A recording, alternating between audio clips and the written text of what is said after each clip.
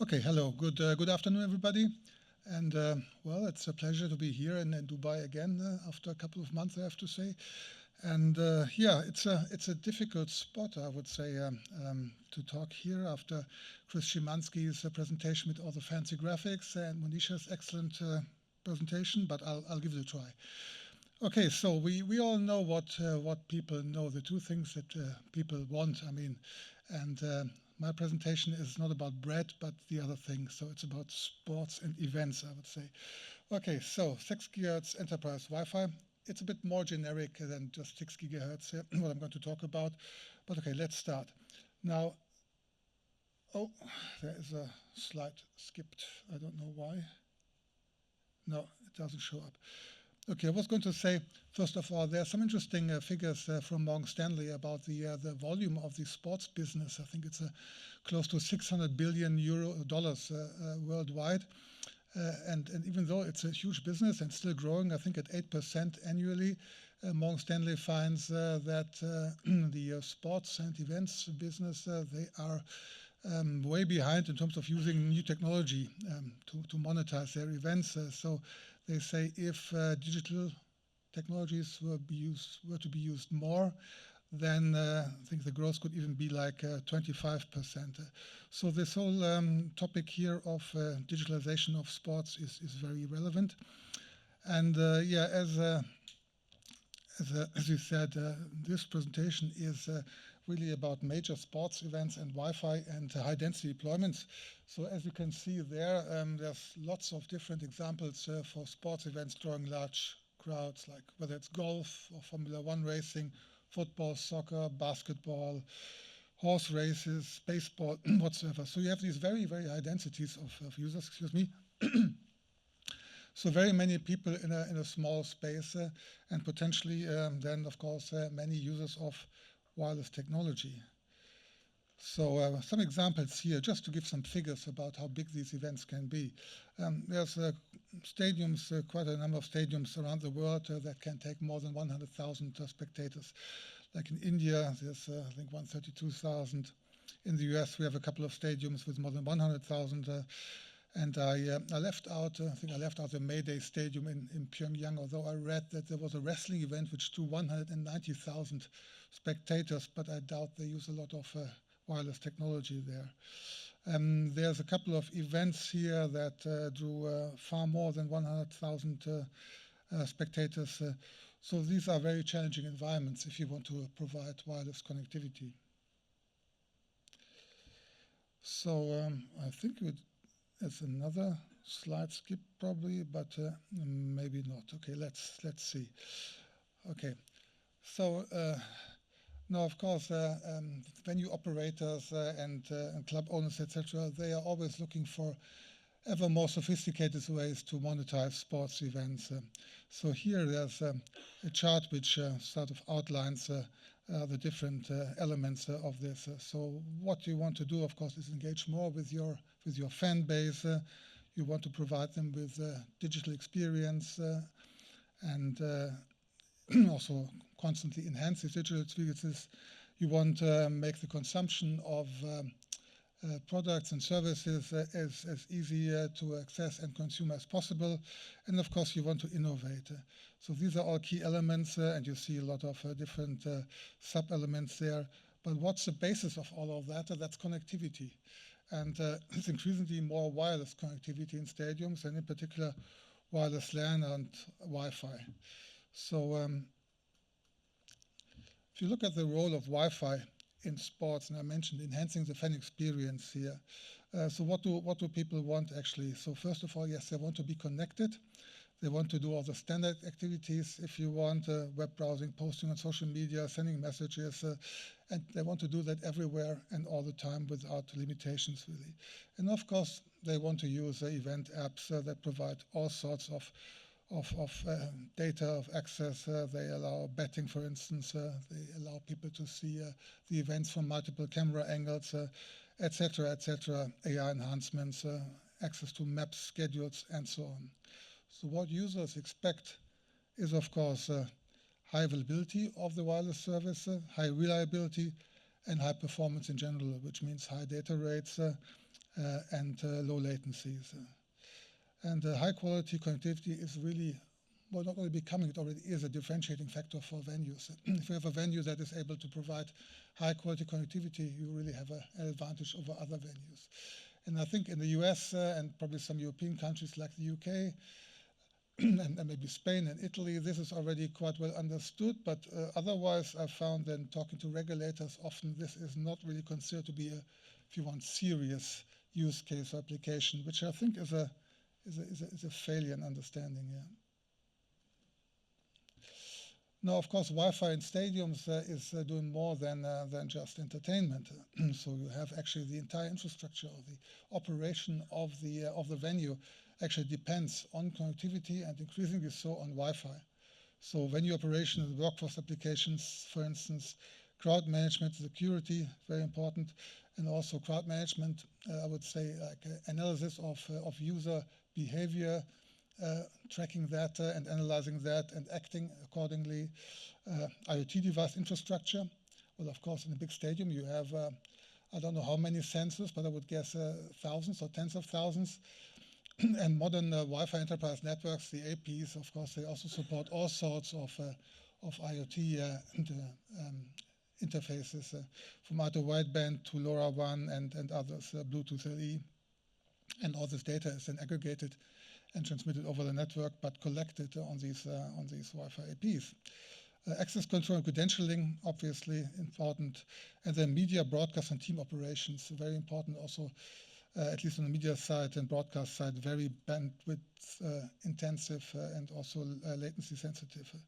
And then it's the hospitality, VIP, and commercial services. So it's a whole bunch of things actually that run over Wi-Fi in stadiums. And I think often this is really overlooked here. Okay, and why are sites or venues using Wi-Fi? I mean, I just want to bring a few quotes here from people who are actually in the business, who are operating venues, and who explain why they have selected Wi-Fi for the infrastructure. Okay, well, first is, of course, the experience. As I said, fans want to experience the same connectivity as at home. The other is that the advantage of Wi-Fi, I found this quite remarkable, that second quote from the Dallas Cowboys, the AT&T Stadium, that Wi-Fi is superior to cellular when it comes to providing all the services they need, and also the capacity and the control. And I think that very nicely confirms that what Monisha found in her studies that she presented earlier. So, I mean, also ownership of the network, ownership of the data in particular, that's increasingly important for operators. Revenue and data, again, that's said, the revenue streams that can be enabled through wireless connectivity are very important. Yeah, the cost also is not mentioned here, but it's definitely an aspect that we heard earlier today about the huge cost difference between Wi-Fi and, for instance, 5G. Now, where do we come from in Wi-Fi? So here's an attempt to highlight the evolution of Wi-Fi with a timeline. So when it all started in the, let's say, first decade of the century, first only in the 2.4 gigahertz band, as an example, typically a few hundred APs, maybe a few thousand users at peak, and the total data that was transferred per match was around 100 gigabyte. And you see how over time stadiums or venues upgraded to Wi-Fi 5, Wi-Fi 6E, adding new bands, first the 5 gigahertz band. And also the number of APs increased, of course, because the capacity requirements increased and the number of users increased, and also the data, of course, that was transferred increased quite significantly. So you see the steps here between 4, Wi-Fi 5, and then Wi-Fi 6 and 6E. And here we heard about the Chase Center. That was the first stadium that deployed Wi-Fi 6E. That's an indoor stadium, so it's only LPI, of course. But there we done in the league of 1,000 to 2,000 APs per venue, and for around 20 to 30,000 users at peak, and data of up to 30 terabytes transferred per match. I think now we are already above that. And currently we are in the next phase of Wi-Fi 6E and 7. So we have many stadiums and venues upgrading to Wi-Fi 6E. of course, particularly in the US, because they were first to open that band, and we see really a rush towards 6 gigahertz usage there, and for quite obvious reasons. Again, I have to refer to Monisha's presentation, which showed it very nicely, what the advantages are. And still the number of users is increasing, concurrent users, and also, of course, the amount of data that is transferred over these networks. And the next phase then will be Wi-Fi 7, 8, so probably from 2028 on, and there we expect, of course, further growth. Okay, quick look back in the history of HPE Aruba. So the Levi Stadium in Santa Clara was the first stadium actually equipped with high-density Wi-Fi back in the day, 2013. That was then at the time Aruba Networks, which then became part of HPE.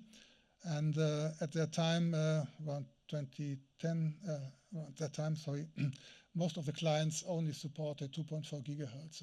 So it's quite challenging to equip a stadium of 70,000 people with just having 3 non-overlapping channels available. So it was very challenging, but it worked out, and I think a lot of knowledge was gained there on our side, and then we went on, as I said, Wi-Fi 5, Wi-Fi 6, 6E, and now 7.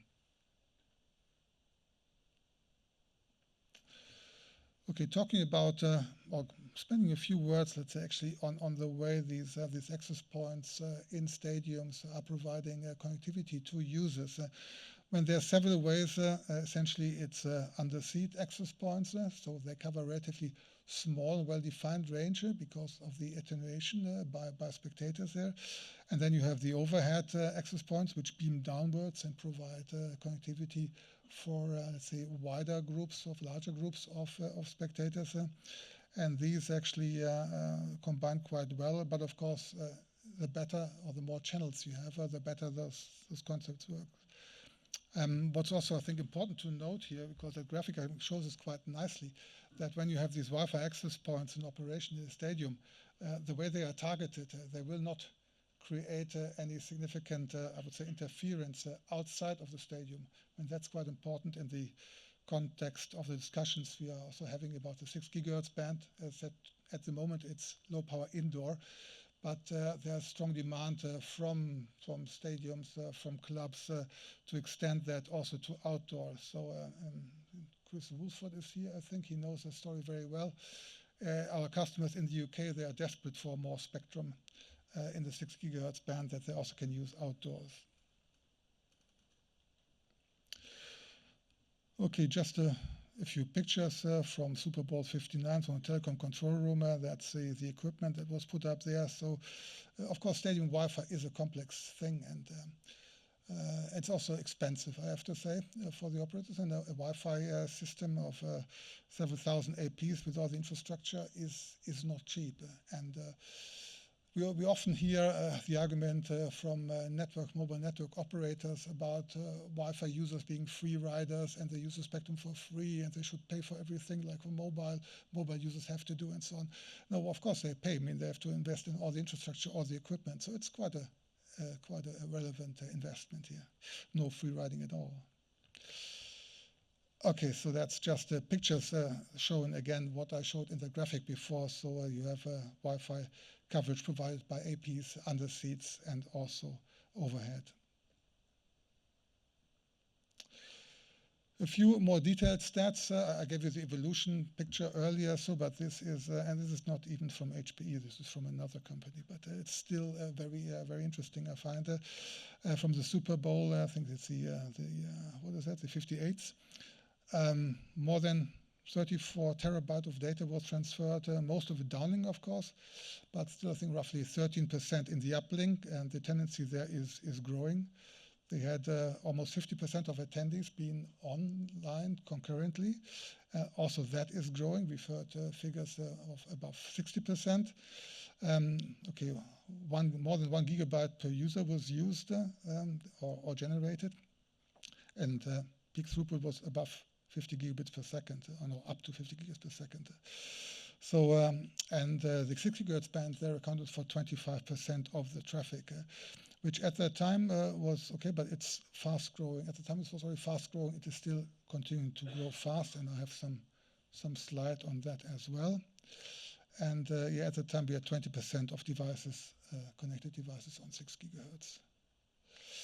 Now these are this is some data collected by HPE, the Chase Center. So you can see within 1 year, from beginning of 24 to beginning of 25, the number of connected client devices of Wi-Fi 6E, so 6 gigahertz devices, tripled. So now they're also at 25%. Beginning of the year, they grew even further now.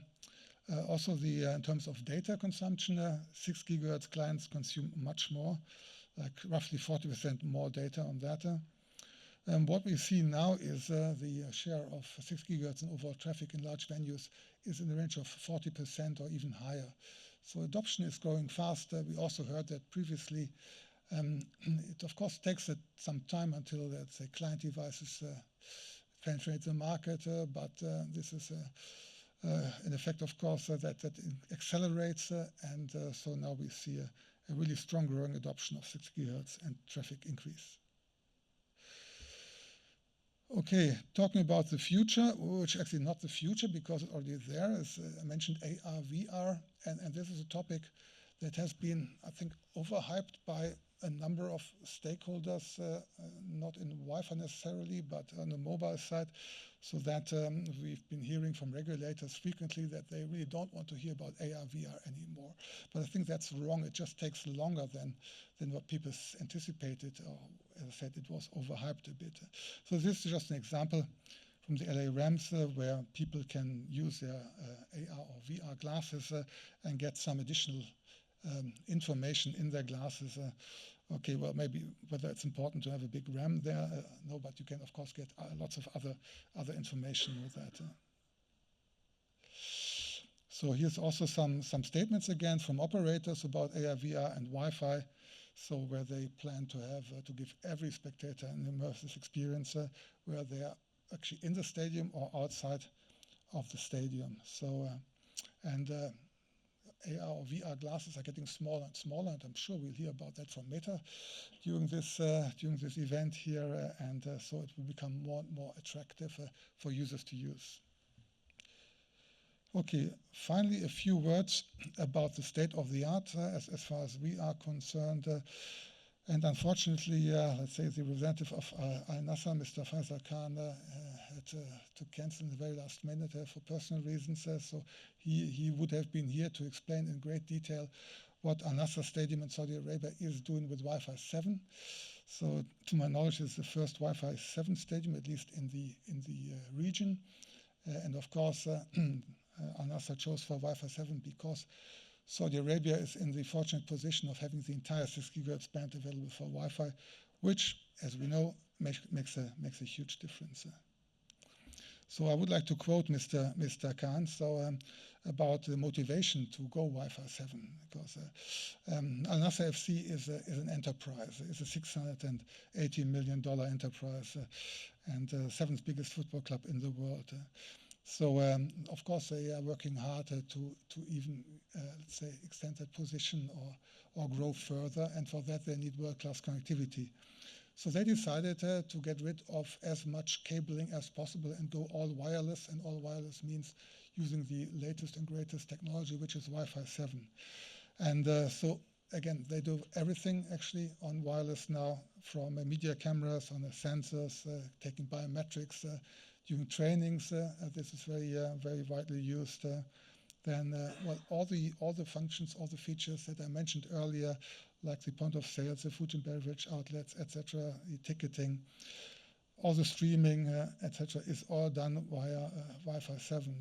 And yeah, again, as I said, it's a pity Mr. Khan cannot be here to explain all this in detail, but this is really a showcase, I would say, deployment which shows where Wi-Fi is going. And it's still a few years until the 2034 World Championship, so we expect that by then we'll see lots of deployments of stadiums in Saudi Arabia with Wi-Fi 8. Thank you very much. I should say thank you on that slide, but it disappeared for some reason. Thank you. Thank you, Detlef. Thank you very much, Detlef.